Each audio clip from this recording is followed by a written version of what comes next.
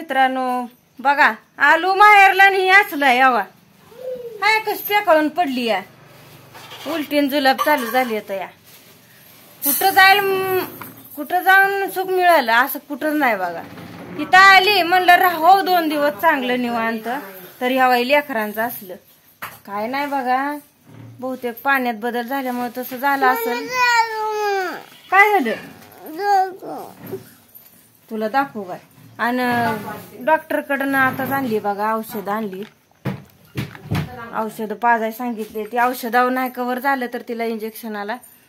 घेऊन या म्हणून सांगितलं इंजेक्शन एक द्यावं लागल नाही हे झालं अशक्तपणा आलाय कालच्या दरनं काय खाल्लं नाही वरण भात द्या म्हणून सांगितलंय डॉक्टरनं पण ताप पण हाय थोडा कणकणी झाली या काय खात नाही काय नाही बसाय सांगितलं की असं अंग सोडून देत या काय सांगितलं डॉक्टरनं काय काय खाऊ नको म्हणून सांगितलं डॉक्टरनं सांगितलं गार काय पहिल्यांदा देऊ नका म्हणून बघा हो काय आणलं ना कोण आणला नाही आणि डॉक्टरने काय सांगितलं होतं कोण आणा म्हणून सांगितलं होतं का नको म्हणून सांगितलं होतं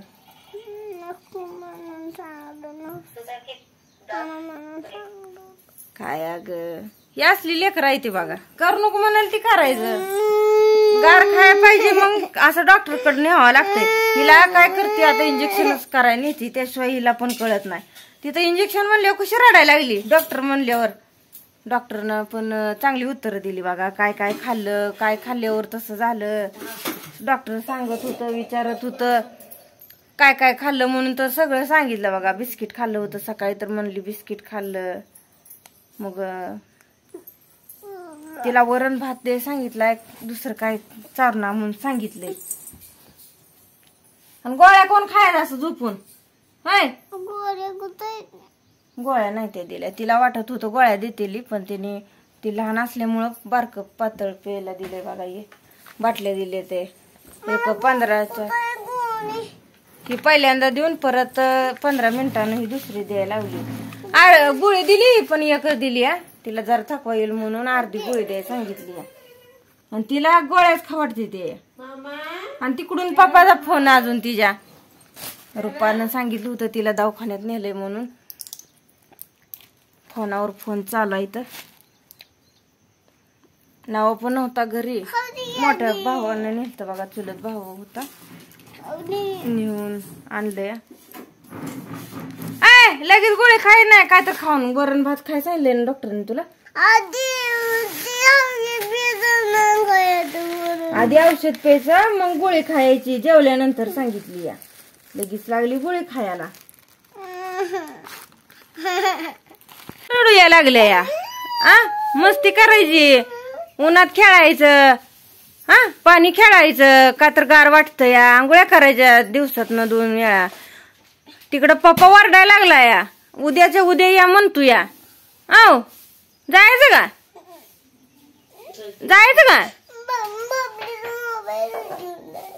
बुबडीचा मोबाईल घेऊन जायचं काय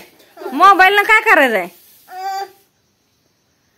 ह्यांनी अण्णाला फोन केलता बघा आणि सांगितलं या